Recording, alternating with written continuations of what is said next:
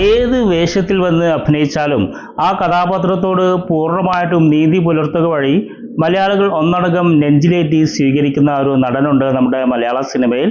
അത് മറ്റാരുമല്ല, നമ്മുടെയൊക്കെ പ്രിയങ്കരനായിട്ടുള്ള മമ്മൂക്കയാണ്. മമ്മൂട്ടി എന്ന നടൻ തന്റെ അഭിനയ ജീവിതത്തിന് 4 ദശാബ്ദക്കാലത്തിനിടയിൽ നിരവധി വ്യത്യസ്തങ്ങളായിട്ടുള്ള കഥാപാത്രങ്ങളെയാണ് അവതരിപ്പിച്ചിരിക്കുന്നത്. എന്നാൽ സമീപകാലത്ത് അദ്ദേഹം നിരവധി ഗ്രേ ഷെയ്ഡുള്ള കഥാപാത്രങ്ങളെ അവതരിപ്പിച്ച് നമ്മെ വിസ്മയിപ്പിച്ചിട്ടുണ്ട്. എന്നാൽ ഇപ്പോഴിത് അദ്ദേഹം പൂർണ്ണമായിട്ടും നെഗറ്റീവ് ഷെയ്ഡുള്ള ഒരു കഥാപാത്രമായിട്ട് വരാൻ പോവുകയാണ്. അതായത് മമ്മൂട്ടി ഒരു കൊടൂര വില്ലനായി തന്നെ അഭിനയിക്കാൻ പോകുന്ന ഒരു സിനിമയാണ് ഇപ്പോൾ റിലീസാവാൻ പോകുന്നത്. മമ്മൂട്ടിയുടെ സ്വന്തം നിർമ്മാണ കമ്പനിയായ മമ്മൂട്ടി കമ്പനി പ്രൊഡ്യൂസ് ചെയ്ത് ജിതിൻ കെ ജോസ് സംവിധാനം ചെയ്യുന്ന കളങ്കാവൽ എന്ന സിനിമയെ പറ്റിയാണ് ഞാൻ പറഞ്ഞു വന്നത്.